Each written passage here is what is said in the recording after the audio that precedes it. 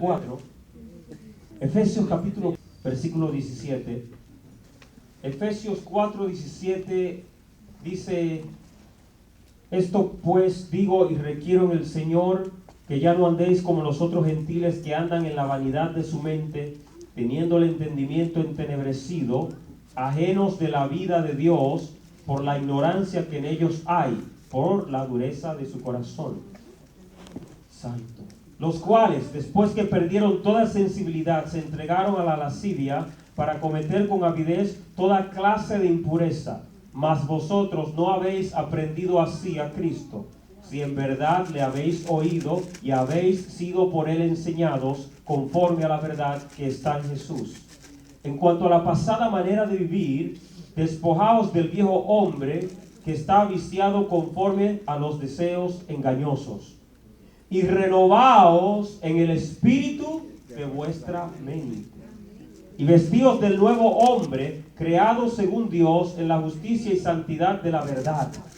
Por lo cual, desechando la mentira, hablad verdad cada uno con su prójimo, porque somos miembros los unos de los otros. Airaos, pero no pequéis, no se ponga el sol sobre vuestro enojo, ni deis lugar al diablo. El que hurtaba no hurte más, sino trabaje, haciendo con sus manos lo que es bueno, para que tenga que compartir con el que padece necesidad. Ninguna palabra corrompida salga de vuestra boca, sino la que sea buena para la necesaria edificación, a fin de dar gracia a los oyentes. Y no contristéis al Espíritu Santo de Dios, con el cual fuisteis sellados para el día de la redención. Quítense de vosotros toda amargura, enojo, ira, gritería y maledicencia y toda malicia. Antes sed benignos unos con otros, misericordiosos, perdonándoos unos a otros, como Dios también os perdonó a vosotros en Cristo Jesús. Gloria al Señor. Gloria a Dios. Antes de comenzar, antes de entrar en el tema, quiero compartir algo que leí hace mucho. Había un evangelista que él practicaba, un evangelista de Inglaterra de los años pasados, ya él está en la presencia del Señor. Pero este evangelista, cuando él predicaba en la calle, él predicaba a veces en el invierno, en la calle, hablaba la palabra y se reunía la gente. Entonces él lo que hacía es que veía a la gente pobre que se reunía y estaban con menos abrigo que él. Y entonces él se quitaba su abrigo para sentir lo que ellos sentían. Y cuando él sintiese que ya estaba temblando de frío, entonces él paraba el mensaje. Bueno, hasta aquí acabé, y entonces hacía el llamado. Cuando da gloria a Dios. Eso es sabiduría y amor. Él tenía el amor a las almas. Él estaba bien abrigado, pero se quitaba el abrigo para sentir lo que... Amén. Ahora la pregunta es: ¿cuántos sienten frío y quieren que apague el aire? Okay. Por eso traje esta ilustración, porque yo estoy bien, pero quizá hay alguno aquí con gloria a Dios. Y quiero que el hermano Castillo, por favor, me apague el aire para que los hermanos aprendan la palabra sin tortura y en comunión y se concentren. ¿Cuántos dicen amén? Aleluya. Gloria a Dios. Amén. Gloria a Dios. Ahora bien, entrando en materia, en el capítulo 4, que estamos continuando el versículo 17, dice el apóstol Pablo, inspirado por el Espíritu Santo: esto pues digo y requiero en el Señor, que ya no andéis como los otros, porque la ciudad de Éfeso es una ciudad gentil. Pero los gentiles a los cuales se escribe no son igual que los demás gentiles de Éfeso. Estos efesios son cristianos. Y como son cristianos, deben de andar diferente a los demás ciudadanos efesios de aquella ciudad. Y esto es lo que le está diciendo. No anden, es como que él escriba a los cristianos de la ciudad de Manhattan, en Nueva York. Esto les ruego, que no anden como los demás neoyorquinos, porque ustedes no son iguales, porque ya salieron de ese mundo para entrar al reino de Dios. que ya no andéis, que andan como andan la demás gente del mundo, en la vanidad de su mente. Esto es importante subrayar la palabra, porque cuando definimos vanidad, la palabra vanidad tiene varias definiciones. La mayoría de la gente solamente define vanidad como la persona que anda ostentoso, que anda vistiendo con mucho lujo, su enfoque es las cosas materiales, la riqueza, la fama. Esto es vanidad. Sí, es verdad, pero esta no es la definición de la palabra en este texto. Porque la palabra vanidad también tiene otro significado. Vanidad se trata y se habla en la Biblia especialmente, se habla de aquello que es vano, aquello que es inútil, que no tiene utilidad, que no hay vida en ello. Cuando dice el predicador en Eclesiastés, vanidad de vanidades, todo es vanidad, ¿sabe qué le está diciendo? Todo es inútil.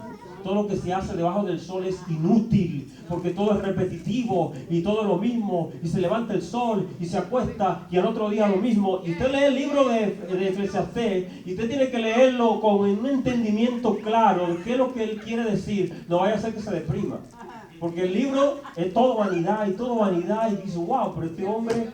Y aflicción de espíritu, wow, ¿y qué es lo que él está hablando? Él está diciendo que en esta vida, en la vida humana sin Dios, todo es inútil. Pero, oye bien, en el libro de Eclesiastés hay un secreto. Gloria a Dios. Él dice, todo es vanidad, ¿debajo de qué? Del sol. Reino terrenal. Y entonces habla de otra manera. Porque cuando estamos bajo el cielo, estamos bajo el gobierno de Dios. Y ahí no hay vanidad. En el gobierno de Dios hay propósito. Entonces, ¿qué es lo que hay en la mente de la gente? Cosas vanas, vacías e inútiles. ¿Qué quiere decir? Aquí cuando dice que andan en la vanidad de su mente. Que están siempre pensando lo mismo y lo mismo y lo mismo. Y lo que piensan no tiene fruto, no tiene vida, no tiene propósito en Dios. ¿Cómo es posible que si Dios te sacó de ese mundo, todavía en tu mente haya pensamientos vanos? Todavía tu mente ande en vanidad, pensando cosas vanas. Siempre recuerda que es un pensamiento circular, repetitivo, lo mismo. Y usted sabe cómo una gente está en una mente llena de vanidad, pues siempre habla lo mismo. Y siempre es la misma grabadora, el mismo disco, lo mismo, siempre habla, casi siempre, y cosas vanas que no tienen sentido. Gloria a Dios. Pero cuando usted habla con un hijo de Dios, que está con una mente que está en la palabra, ¿qué ocurre?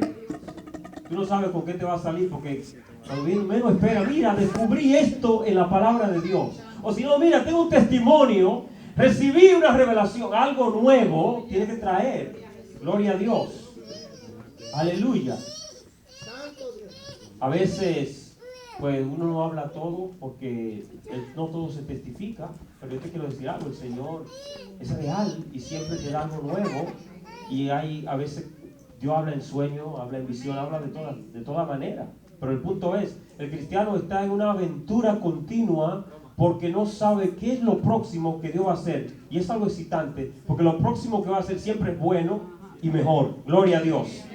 Pero el cristiano que está en la vanidad de su mente, ¿qué ha ocurrido con su mente? Se quedó afuera, tráela para acá, para el reino de Dios. Dice aquí la palabra que es una orden que no debemos ya andar como los demás gentiles.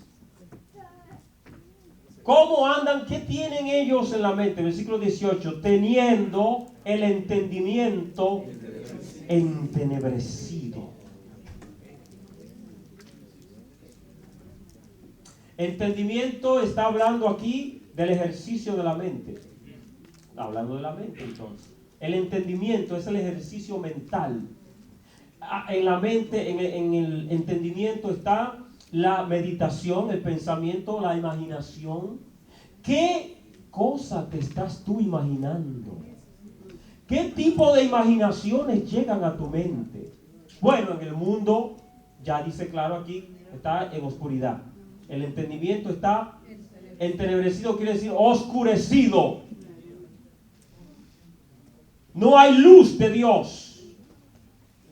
Pero aquí nos está demandando el Señor a nosotros que no andemos así, dando a entender que si no nos cuidamos, nuestra mente se puede resbalar y caer de nuevo a esa oscuridad mental. Cuidado con lo que entra a nuestra mente. Porque tu mente es el campo de batalla donde Satanás está lanzándote dardos continuamente. Y a diario el creyente debe pelear en la mente. Vienen momentos de refrigerio, de descanso, pero eso es breve.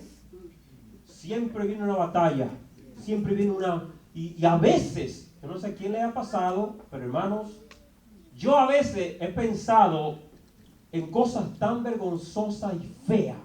Oiga bien, pero yo estoy hablando de cosas que no se pueden decir con palabras porque son feas. ¿Y sabe lo que el diablo te va a decir? ¿Sabes? Él no te va a dejar saber que viene de él. Él te lo acomoda de una manera que tú crees que eres tú que estás pensando eso. Y en el pensamiento tú vienes usando tu pronombre de yo esto, yo quiero esto, yo quiero lo otro. Y no eres tú, no eres yo. Él está pronunciando el yo, pero no eres tú. Y si tú no estás alerta, el pensamiento queda sembrado en el corazón, y al quedar sembrado en el corazón está incubado. Un día puede parir y dar a luz. Porque las acciones del ser humano son programadas en la mente. Por lo cual, si tú quieres tener acciones correctas, debes tener una mente correcta. Porque en el libro de Proverbios dice que como el hombre piensa en su corazón, así es él. Si tú piensas santamente, eres santo, gloria a Dios. Si piensas bien, vas a actuar bien. Si piensas mal, vas a actuar mal, porque estás ya meditando. Todo el que peca antes de pecar debe premeditar el pecado, calcular cómo lo va a hacer. Gloria a Dios. ¿Qué es lo que va a decir? Lo medita, lo planea, lo piensa. Gloria al Señor. El pecar no es como uno ir caminando por la calle y que no vio una piedra y tropezó. ¡Ay! Yo no la vi. No. El pecado es diferente. Gloria a Dios. ¿Que Satanás pone trampa? Sí, él pone trampa. Pero si tú estás en el Espíritu, tú siempre vas a detectar la trampa. Porque está en el Espíritu. El Espíritu desenmascara al diablo. El Señor te da revelación y te muestra por dónde viene Satanás. ¿Ok? Ahora dice aquí que ellos tienen la mente en oscuridad, entenebrecida. ¿Y cómo están? Ajenos de la vida de Dios. ¿Por qué? Por la ignorancia que en ellos hay. Por la dureza. Están ajenos a la vida de Dios por dos causas: la ignorancia y la dureza del corazón. La gente del mundo ignora, no sabe, no conoce la verdad, pero tú y yo tenemos el trabajo de ir y hacerles saber cuál es el evangelio de Cristo. Luego que ellos saben el evangelio, depende ahora que no sean duros de corazón para recibir ¿de qué? De este evangelio precioso. Gloria a Dios. ¿Qué más sigue diciendo? ¿Cómo está esta gente? Los cuales, después que perdieron toda sensibilidad, se entregaron a la lascivia para cometer con avidez toda clase de impureza. Cuando una persona, oiga bien, esto está hablando de un progreso en la corrupción, un progreso en la insensibilidad de la conciencia. Toda persona en el mundo necesita a Cristo. Todo aquí necesitamos a Jesús y todo ser humano que nace peca y necesita a Cristo.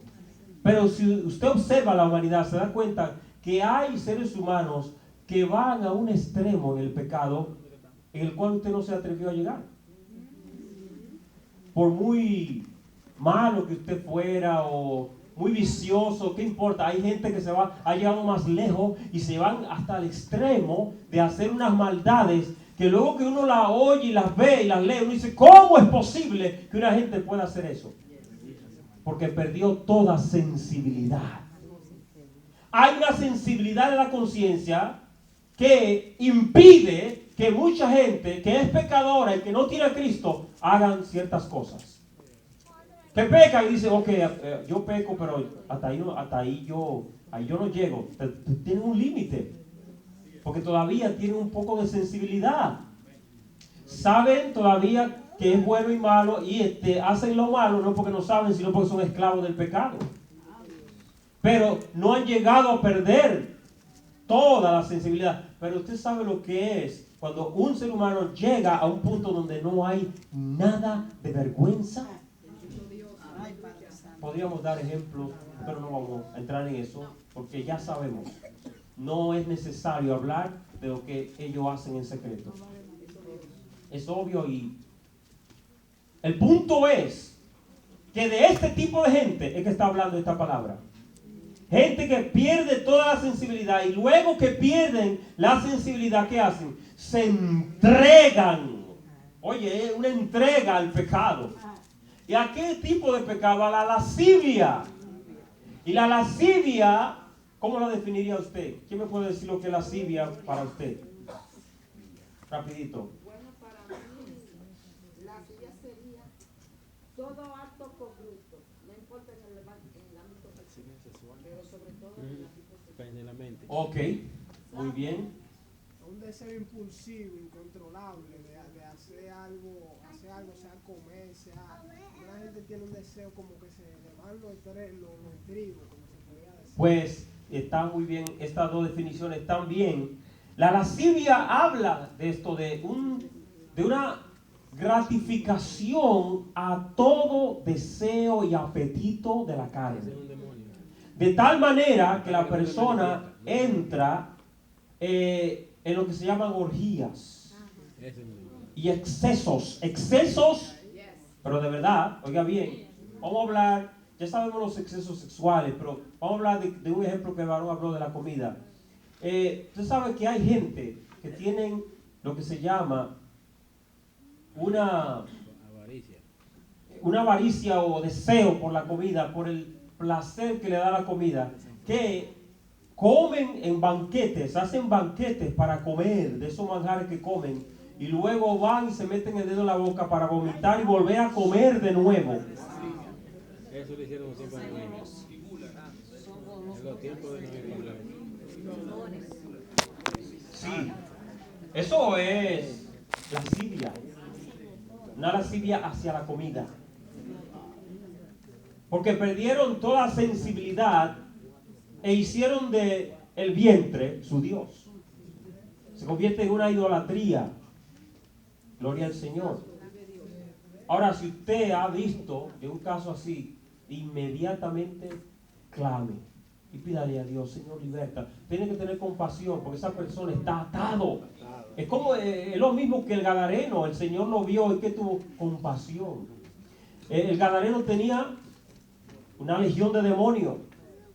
¿Y qué le dijo el Señor Jesús a los discípulos? Es necesario que crucemos al otro lado. Porque desde el otro lado del mar él veía un hombre que gritaba, que estaba en su alma queriendo ser libre, pero no podía, andaba como un loco y no podía liberarse. Y cuando usted ve una persona entregada a la lascivia, entregado al pecado, no lo critique, tiene que verlo con la misericordia de Cristo y ver si el Señor extiende su mano y lo liberta de esos demonios y se rompe la cadena en el nombre de Jesús. Aleluya. Ahora bien, dice aquí la palabra, nosotros no hemos aprendido así de Cristo. ¿Cómo vamos nosotros que estamos en este camino y a vivir en la misma vida de antes? Ya el Señor nos sacó de esa vida y para que andemos conforme a la vida de Cristo Jesús. Dice, si en verdad le habéis oído y habéis sido por él enseñados, conforme a la verdad que está en Jesús.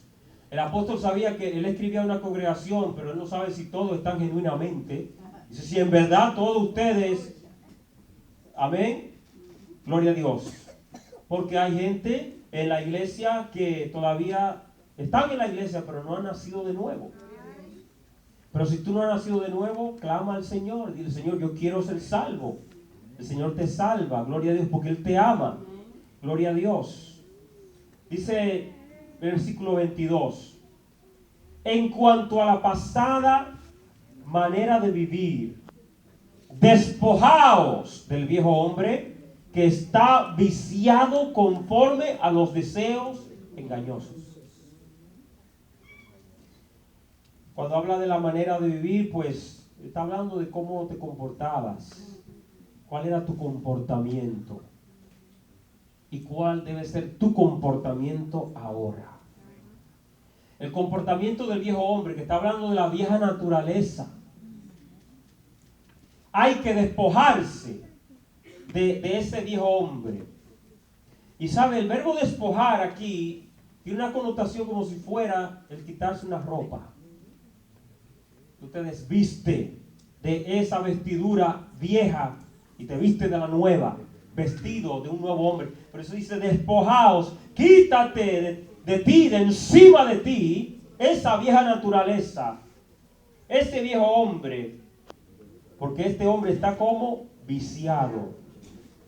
Cuando busqué en el original, el verbo tiene también un sinónimo de que está corrompido. El viejo hombre está corrompido conforme a los deseos engañosos. Y cuando habla de que está corrompido, es que no puede hacer otra cosa que no sea el pecado.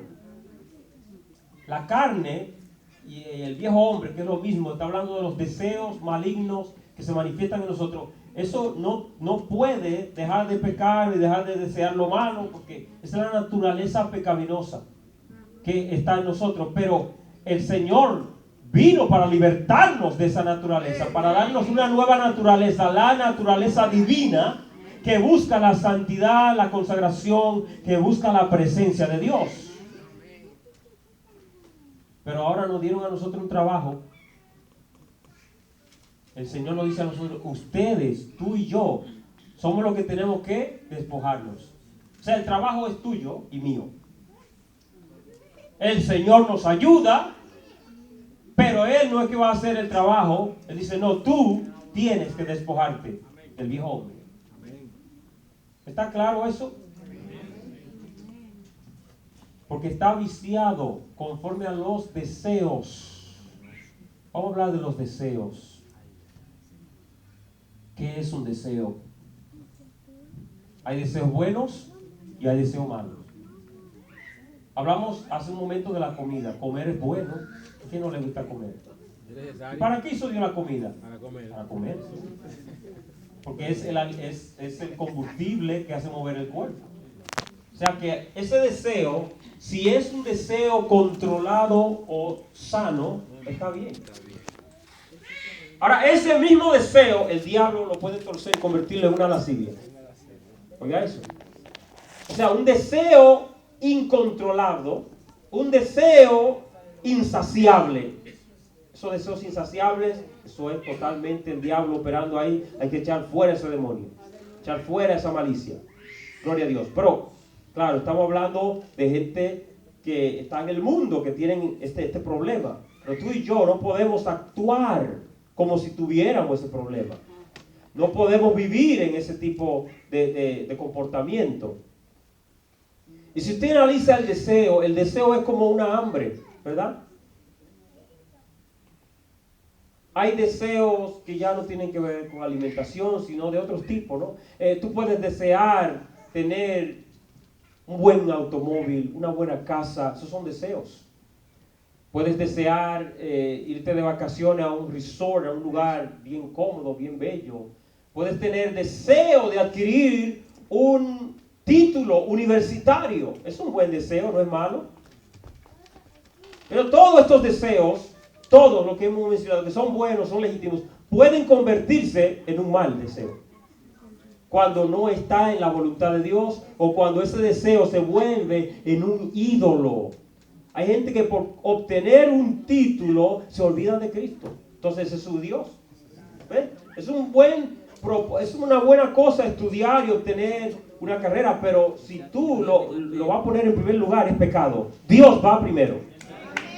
Dios va primero. Entonces, la pregunta es, cuando viene un deseo a mi corazón, ¿es un deseo legítimo o está fuera del orden de Dios? Porque si el deseo que viene está fuera del orden de la palabra, hay que ejercitar un fruto del Espíritu muy importante, llamado dominio propio.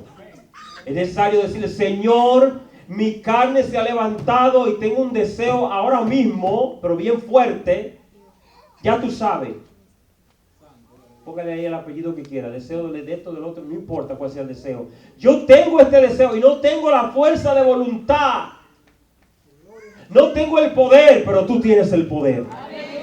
Te lo entrego, te lo ofrendo, es tuyo, no es mío. Tómalo, Señor, y voy a descansar en ti. Amén. Es bueno hablar de esto porque todos los días experimentamos deseos. Y la mayoría de los deseos son normales, son sanos, son naturales. Hay leyes naturales que Dios puso en tu cuerpo y hay deseos naturales que Dios ha puesto ahí que se van a manifestar. Y tú tienes que discernir y saber cuando el deseo se propasa de la ley de Dios, se está pasando de la raya. Espérate, que hay un límite. Gloria a Dios. Hay una barrera que no puedes pasar, un lindero que Dios ha puesto. Entonces cuando la palabra de Dios te va a enseñar, te va a indicar, el Espíritu de Dios te va a hacer saber cuándo llega ese momento, y ahí hay que clamar al poder de Dios. Porque el deseo descontrolado, si tú no lo sometes a la voluntad de Dios, al poder de Dios, siempre va a tener más fuerza que tú. No hay quien pueda. Aquí no hay hombre fuerte ni mujer fuerte. El fuerte es Cristo. El fuerte es Cristo. Te lo digo por experiencia personal.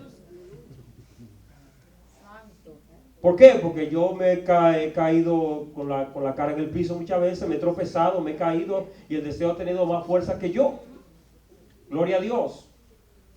Pero ¿quién es que me levanta y quién es que me ha enseñado a depender? Es Dios, el Espíritu Santo me ha enseñado que no puedo depender de mi propio esfuerzo, ni de mi consagración, y mucho menos de fuerza de voluntad. Olvídate de eso. Aquí hay que depender del Espíritu Santo, para que el Espíritu Santo le dé a uno la fuerza de decirle no al pecado, y decirle no a la tentación, y decirle no al deseo. Gloria a Dios. Así es. Así es, amados hermanos. Todo, yo sé que es difícil para a nosotros admitir nuestras debilidades, porque es vergonzoso, pero no diga nada. Yo lo hago por ustedes. Gloria a Dios. ¿Cuánto la voz? Hermanos, lo que digo, lo digo para edificación, para que entendamos que no, o para que usted entienda que usted no está solo. Porque a veces usted en su guerra espiritual, usted dice, pero ¿seré yo el único cristiano que estoy enfrentando este tipo de cosas tan vergonzosas que no me puedo deshacer? Señor, ¿y cuándo es que tú? Y uno se desespera, gloria al Señor. Pero te quiero decir que todos necesitamos la ayuda de Dios para vencer. Que no hay un super cristiano, no hay superhéroes aquí. El superhéroe es Cristo. El Salvador es Cristo. Aleluya. Me gustó como el ángel le dijo a José, y llamarás su nombre Jesús, porque Él salvará a su pueblo de sus pecados. En otra palabra, el pueblo no puede salvarse. Tú y yo no nos podemos salvar de nuestros pecados. Él nos salva a nosotros de nuestros pecados, de nuestras debilidades, de la lascivia, de toda concupiscencia. Cristo nos salva. Hay que depender de Él. Ahora, nos toca un trabajo. ¿Cuál es el trabajo? Hay que trabajar, esforzarse, porque ya nos dieron un trabajo. Despójate del viejo hombre. Esa es una tarea diaria. Despojarse del viejo hombre. Y luego viene otro trabajo más. Dice el 23. Y renovaos en el espíritu de vuestra mente. La mente hay que renovarla. ¿Quién me lee Romanos 12:2?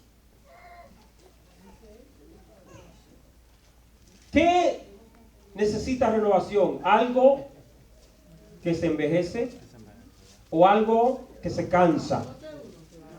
12:2, ¿qué dice? Dice, no os conforméis a este siglo, sino transformaos por medio de la renovación de vuestro entendimiento, para que comprobéis cuál sea la buena voluntad de Dios, agradable y perfecta.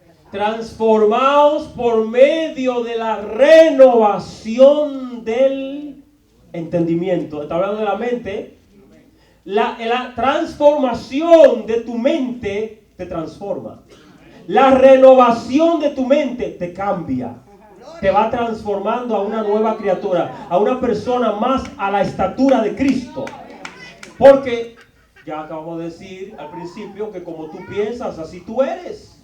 Si renuevas la mente, ¿y sabes por qué hay que renovar la mente? Porque ya dijimos que ese es el campo de batalla. Tu mente se fatiga, tu mente se cansa, tu mente necesita nuevas fuerzas. Tu mente necesita ser renovada por la palabra de Dios, por el poder del Espíritu Santo, para que tu mente se mantenga pura y limpia.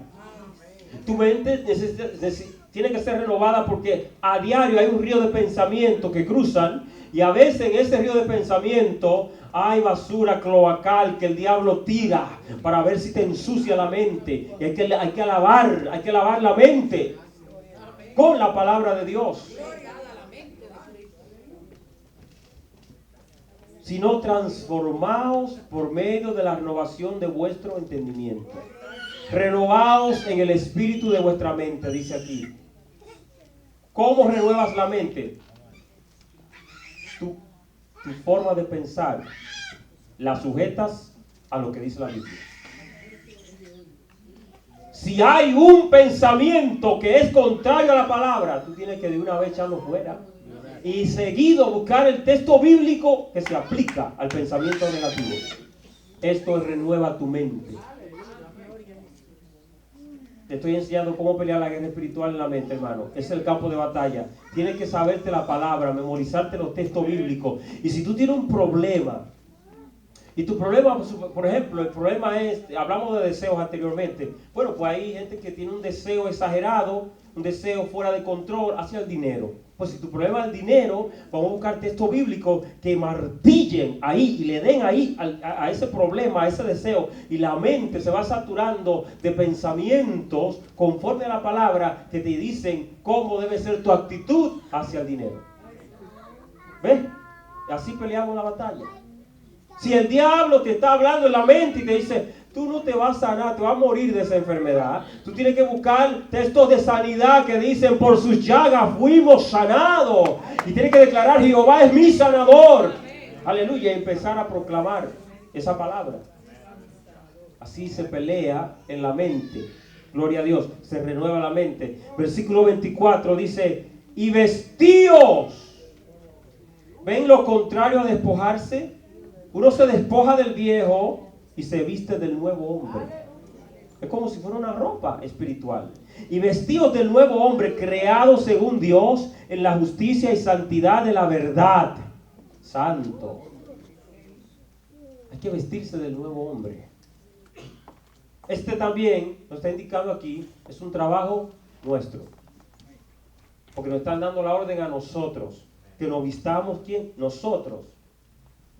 Por lo cual, versículo 25, desechando la mentira, hablad verdad cada uno con su prójimo, porque somos miembros los unos de los otros.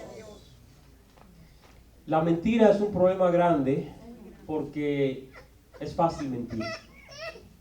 Y la mentira es un pecado que no es visible, no se ve. Lo ve Dios y la persona que mintió. Pero gloria al Señor, mucha gente en la iglesia miente.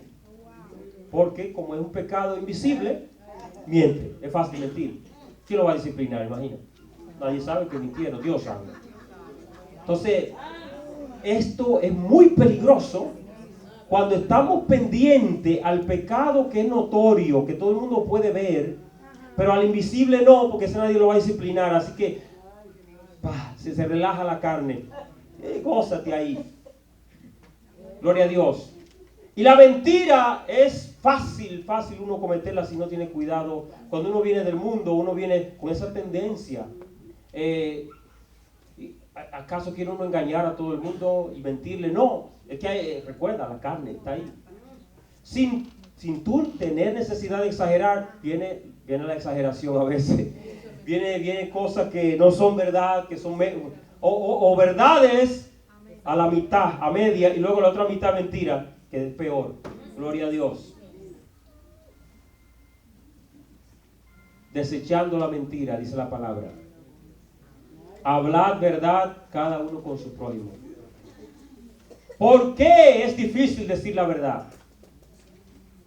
Porque cuando yo digo la verdad, yo tengo miedo de que comprometerme, y otra también es de que me rechacen.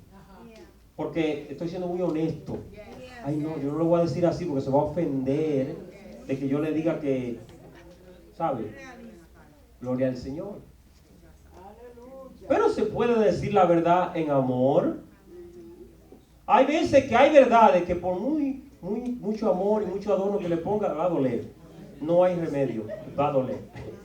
Porque hay verdades que son así, que duelen, punto. Porque duele, porque la gente está mal y hay que confrontarle con el mal que está haciendo. Entonces, gloria al Señor. ¿Qué quiere Dios? Sinceridad. Dígame, varón.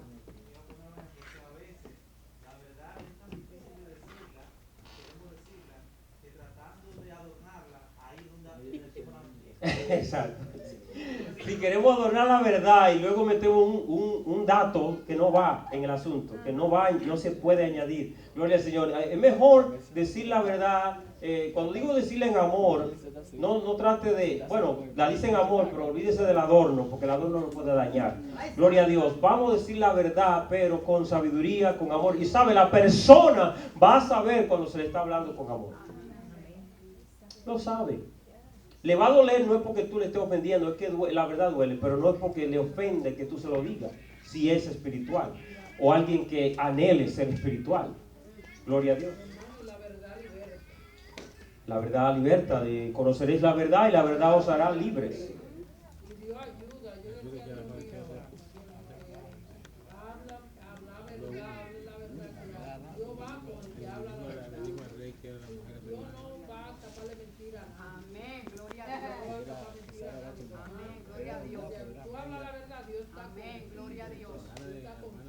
Amén.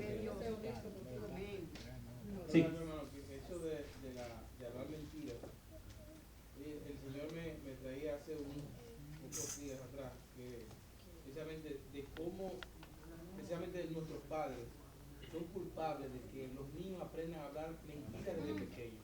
Porque, por ejemplo, ¿qué se me enseñó a mí cuando yo era pequeño? Que los reyes lo ponían, era supuestamente papá no. O sea, una clase de mentiras. Eso es lo que uno aprende. No tenemos que cuidarnos eso. No podemos llevarnos de la corriente del mundo, que en el mundo, ay sí, eso es para la diversión de los niños, ellos después saben, cuando crezcan van a saber que no existe, que es un cuento de hadas. Pero no, el niño no debe ser engañado. ¿Por qué? Porque es injusto, que ese niño crea en ese cuento. Porque el niño lo toma en serio. El niño cree que de verdad que hay un personaje que le está dejando y lo coge en serio. Y a Jehová no le agrada eso. No. Gloria a Dios. No, mire, las cosas espirituales son serias. Aquí no se puede tomar esto de que a la ligera, que eso no hace ningún mal. Por ahí donde se mete, por ahí es donde se mete el enemigo. Sí, allá la hermana Xiomara, dígame. Cuando tú hablas la verdad, tú tienes la seguridad de lo que tú estás hablando, no es el temor de repetir lo mismo, tienes la seguridad de lo que tú estás hablando. Una mentira cubre otra mentira. Exacto. Y habla de una cadena de buena memoria. Sí, tienen que tener buena memoria. Sí. Dice la palabra, renovamos nuestra mente. Cuando nosotros hablamos la verdad, nosotros tenemos la seguridad de lo que estamos hablando porque lo hemos vivido. Amén. Así es, gloria a Dios. Entonces, dice el versículo 26, airaos, pero no pequéis. No se ponga el sol sobre vuestro enojo. Ya esto lo hemos estudiado antes y lo sabemos bien claro. Hay personas que no entienden el versículo y creen que ¿qué es lo que está diciendo aquí? Pues esto simple y llanamente quiere decir esto. La emoción o el sentimiento de el enojarse va a venir cuando tú menos lo esperes. Pero ¿qué tú haces cuando llega ese momento? Es lo que va a determinar si estás bien o mal. Ese es el primer punto. En otras palabras, Dios no te está diciendo no te aires o no sienta ira, porque eso no se le da un botón. ¿Verdad que no? Eso no es así. Eso viene cuando tú menos esperas. Te viene porque te han hecho un daño. Te hirieron. Y al herirte, pues se levanta esa emoción. Y ahí es que está el punto decisivo. ¿Qué vas a hacer en el momento? ¿Vas a usar palabras obscenas? ¿Vas a usar violencia? ¿O vas a controlar tu yo? Ahí es donde está el asunto. Ahí es donde entra, donde dice, pero no pequéis. Airado está queriendo decir, se te permite airarte porque va a venir el momento y no lo vas a poder detener. Pero cuando llegue el momento, no peques. No peques. O sea, no te vayas más de ahí. Seguido llega la ira. Hay que entrar en un proceso de control, de freno, refrenarlo todo, calmarlo todo. ¿Para qué? Para no ir al próximo paso. Porque en el mundo, cuando estábamos en el mundo, venía la ira y venía lo siguiente. Venía el puño, venía el arma, venía lo que sea. De una vez buscábamos el armamento, vamos a resolver aquí. Uno no se queda ahí en que me airé, uno quiere ir al próximo paso. Pero y la lengua, imagínate, uno acaba con todo el mundo. Pero ahora en Cristo viene la ira, viene el momento en que uno se enoja quizás porque le hirieron sus sentimientos, pero hay que estar clamando a Dios. Dice, Señor, ayúdame. Y el Señor va a mandar ayuda. Dígame, joven. No, en cuanto a la mentira, yo quería preguntar que por qué Abraham, cuando le preguntaban sobre Sara, él como que mentía. Mentía, él decía, era mentira, era mentira porque Sara, él decía una verdad, era una media verdad y una media mentira. Porque ella, y ahí todo era media, porque ella era media hermana de él. Como era media hermana de él, él decía, vayan y ve y di que tú eres mi hermana. Ok, vamos a explicar el punto de Abraham. Abraham tenía miedo, porque aún el padre de la fe, en algunos momentos, la fe como que, ¿sabe? Y por esto fue que Dios, cuando se le aparece, creo que en el capítulo 17, le dice, yo soy Jehová, Dios Todopoderoso, anda delante de mí y sé perfecto. Le está indicando, le está diciendo, yo quiero, ¿sabe? Él sabe que Abraham tiene su debilidad y le está diciendo a Abraham, yo quiero que tú corrijas este problema, pero no se lo dice claro. El punto es, gloria a Dios, que sí era media hermana, pero era su esposa, que fue el punto que le ocultó a Abimelech, por el cual por poco le corta la cabeza, porque estaba cuidando su pellejo. Yes. Pero era mentira el punto. No, le voy a explicar, hermano, le voy a explicar. El punto de la mentira es que no le reveló el otro pedacito. Que nada más dice, es mi hermana, pero no dice, y también es mi esposa. Ahí sí, ahí está completo todo. Porque ahí el rey no se enamora de ella, ni la invita, y el hombre estaba en serio. Ya el rey la iba a coger como novio y todo, y Abraham tranquilo, no dice nada. O sea, tuvo Dios que intervenir y decirle a ese hombre, mira, entrégale a esa mujer a su esposo, o ya tú sabes, le cierro la matriz a todo el mundo aquí. Gloria a Dios. Y el hombre se asustó y hasta le dijo a Abraham, ¿qué daño te hice yo a ti para que tú no me dijeras la verdad? Gloria a Dios. Perdón, quiero ver si... Ah, no, pero si entramos ahí tenemos que entrar en otro estudio, porque lo que Rahab le dijo ahí a los demás, ¿sabe? Hay una cosa que no quiero que se confundan. En el caso de Rahab y en el caso de las parteras, que cuando Faraón decía, ¿por qué no me han hecho la orden que yo le mandé, que maten a todos los niños? Y las parteras tuvieron temor de Jehová y lo escondían cuando nacían. Y ellas decían una mentira. No, que las parteras, pues las hebreas son muy fuertes y cuando llegamos ya hace tiempo que... Era mentira. Pero si dicen la verdad, ¿es eso lo que Dios demanda de ellas en ese momento? Tú sabes una cosa, Dios no quiere la mentira, pero en ese caso, eso no era decir verdad. Ella decir lo que Faraón quisiese era ser copartícipe del homicidio de Faraón. Ustedes se dan cuenta que no podemos ser ligeros y decir, bueno, pues yo, como ahí veo que ya mintieron, pues parece que a Dios no le molestó. Cuidado, porque ahí está un caso donde si Rahab también revela a los espías, está participando del asesinato de esos siervos de Dios que van a ser encontrados. En otras palabras, Dios también la iba a condenar por el homicidio. Dios aborrece la mentira, pero el caso que estaba ocurriendo ahí no era de caso de verdad o de mentira, sino de un caso de salvación, de proteger la vida o destruir la vida. Venga, ahí el enfoque del pecado ahí no debe ser en qué le están diciendo ellos, sino la acción hacia esas vidas que están envueltas en el problema. Gloria a Dios. ¿Alguien más? La joven tenía una pregunta, ¿era?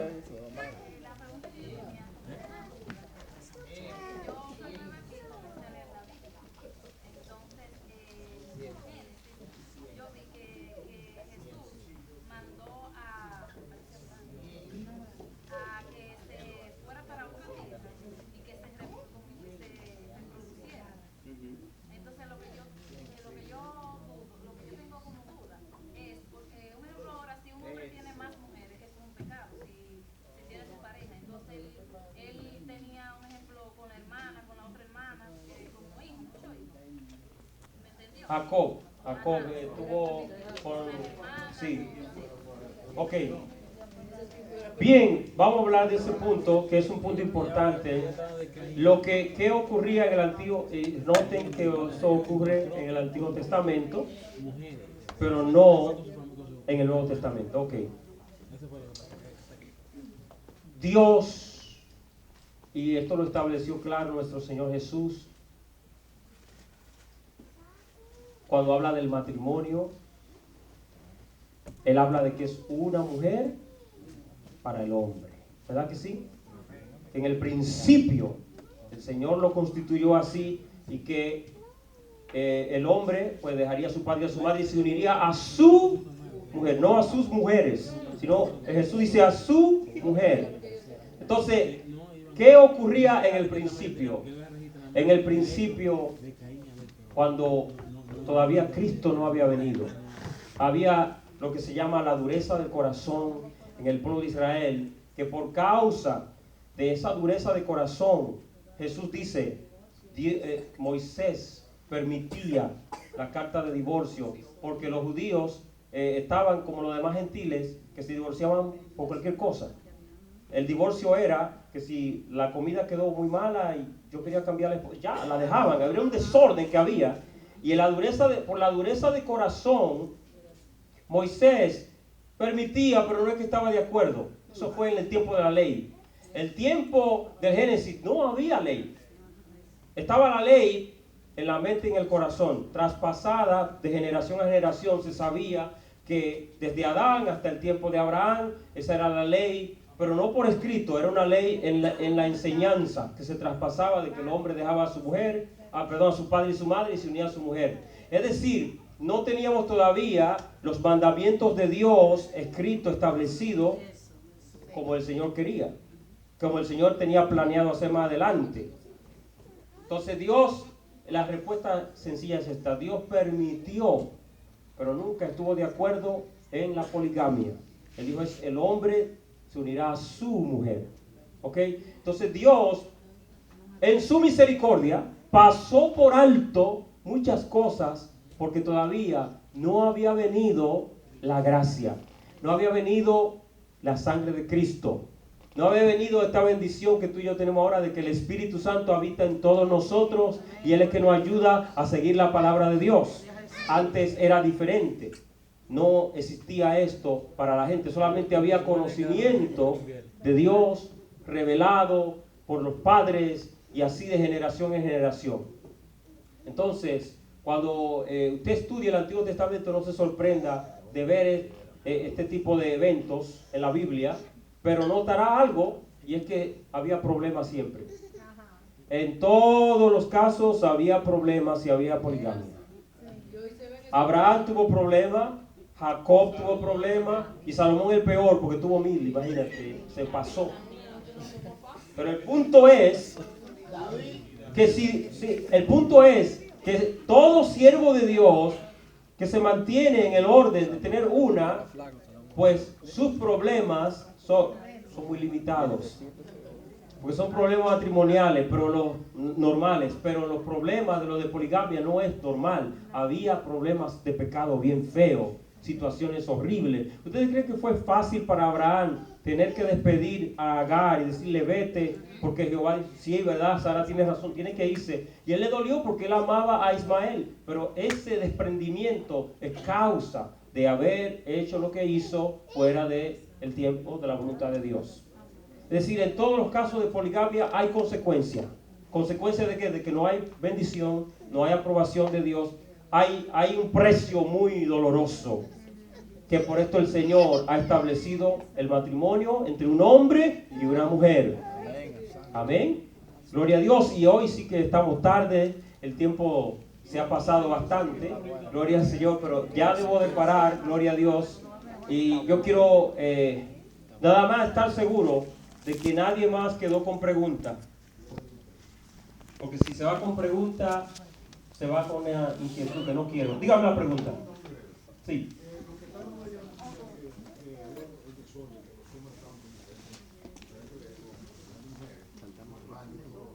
Entonces yo pienso que por eso fue que Jesús vino para establecer la nueva regla, porque anteriormente los hombres creían en animales, en cosas diferentes. Entonces, al entrar Jesús, murió en la cruz para demostrar, ¿entiendes? Y poder establecer un nuevo orden.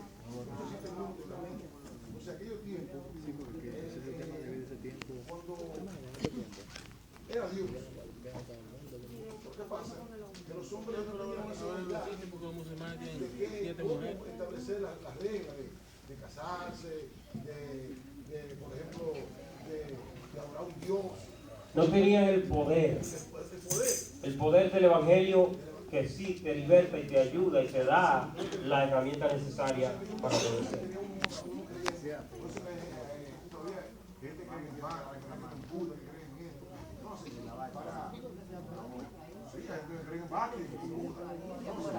Jesús murió en la cruz para poder entrar en la mente de los seres humanos y establecer un molde. Entonces, por eso que ahora. Amén. Y el ratón también cree. Amén. Cristo vino para establecer un orden muy diferente. De tal manera que las demandas del Evangelio son más estrictas. Porque la ley decía, no adulterarás. Pero Jesús dice, el que mirare a una mujer para codiciarla solamente. La demanda es más estricta. Porque se te ha entregado más y al que más se le da, más se le demanda. Se nos ha entregado más poder, más autoridad, unción, bendición de Dios. El Evangelio de Cristo es súper poderoso, aleluya. Así que estamos en otro sistema de vida, gloria a Dios. Y ahora sí vamos a terminar porque me dio calor.